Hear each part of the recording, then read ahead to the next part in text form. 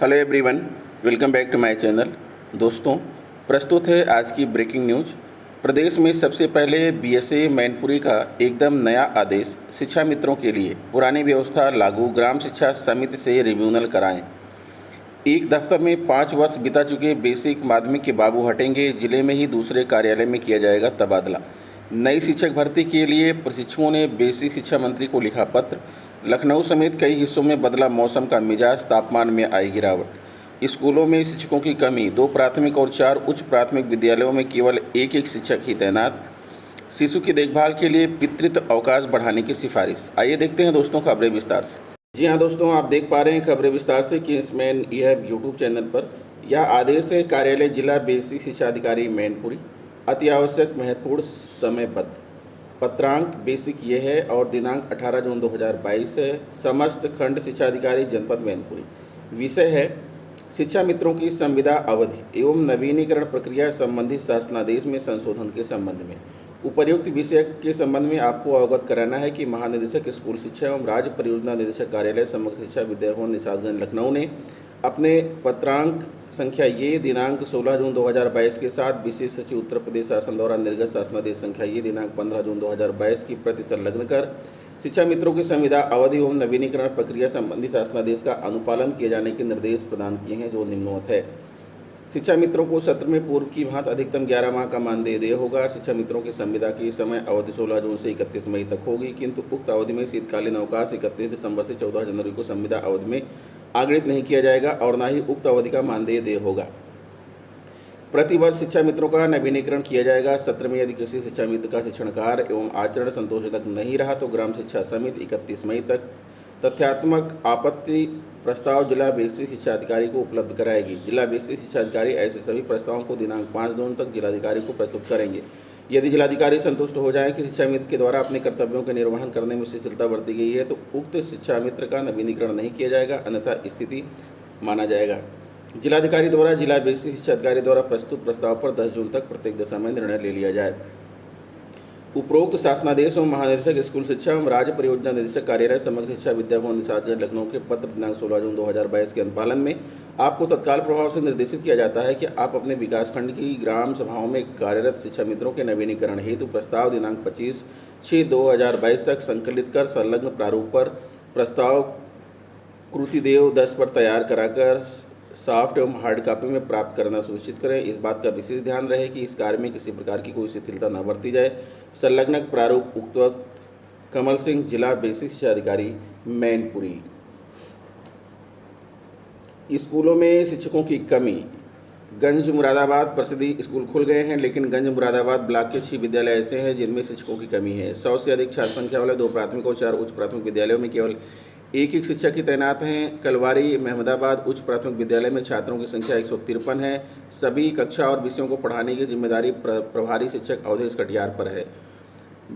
देवरखेड़ा उच्च प्राथमिक विद्यालय में 107 छात्रों पर प्रभारी शिक्षक दिलीप कुमार हैं। मीरपुर नेवादा उच्च प्राथमिक विद्यालय में 74 छात्र हैं, इनकी जिम्मेदारी शिक्षक अश्विनी कुमार संभाल रहे हैं।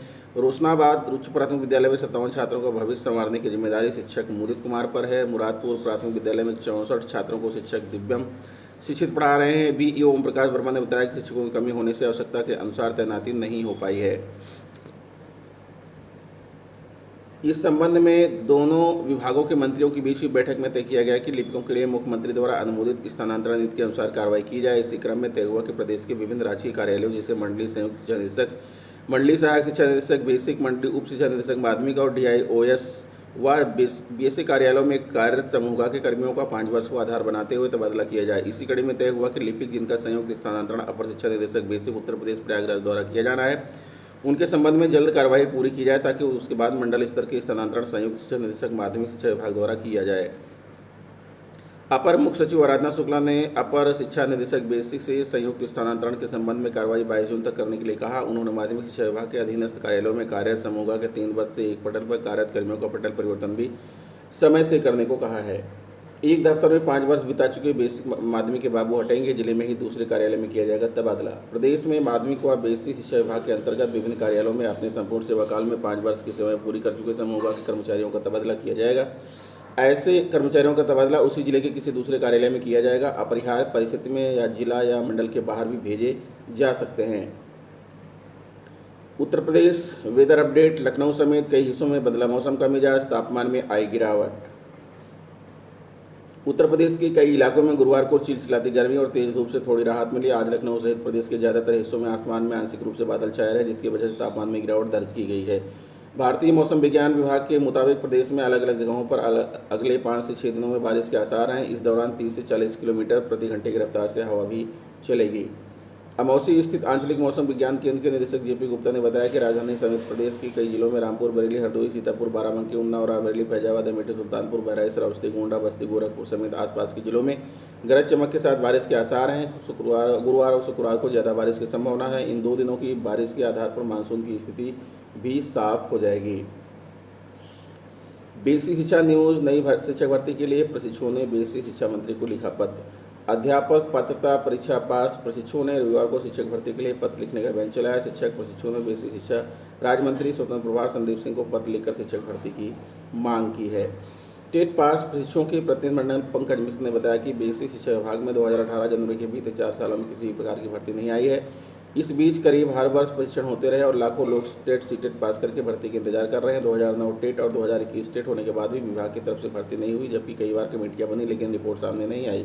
उन्होंने मांग की सरकार जल्द से जल्द भर्ती अभियान चलाए। शिशु की देखभाल के लिए पितृत्व अवकाश बढ़ाने की सिफारिश। बच्चों की परवरिश की जिम्मेदारी माता पिता दोनों को होती है, इसलिए विशेषज्ञों ने शिशु की देखभाल के लिए पितृत्व अवकाश को बढ़ाने की सिफारिश की है।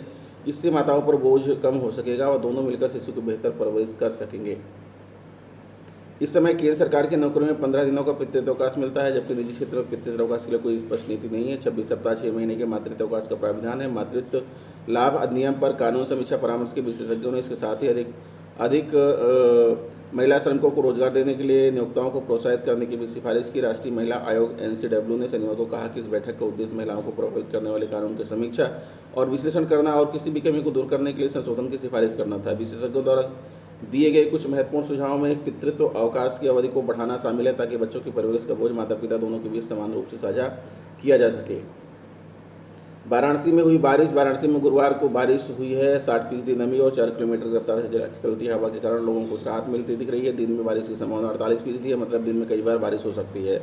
गुरुवार को शहर का अधिकतम तापमान 40 डिग्री और न्यूनतम तापमान 29 डिग्री सेल्सियस रहने की उम्मीद है। 19 जून तक तेज बारिश की संभावना जताई गई है। आपको बता दें कि अयोध्या, सहारनपुर, नोएडा और अंबेडकर नगर सहित कई जिलों में देर रात हुई बारिश ने मौसम को खुशनुमा हो गया है। पिछले कई दिनों से गर्मी के सितम ने लोगों का जीना मुश्किल कर दिया था। प्री मानसून की बारिश के बाद यूपी के कई जिलों में अधिकतम तापमान में 5 डिग्री तक की कमी दर्ज की गई है। तो दोस्तों, ये रहा आज का ब्रेकिंग न्यूज़। आशा करता हूँ वीडियो आपको अच्छी लगी होगी। अगर वीडियो अच्छी लगी है तो प्लीज़ हमारे चैनल को सब्सक्राइब करके बेल आइकन को प्रेस कर दीजिए। मिलेंगे आपसे नेक्स्ट वीडियो में कुछ नई जानकारी लेकर, तब तक के लिए नमस्कार।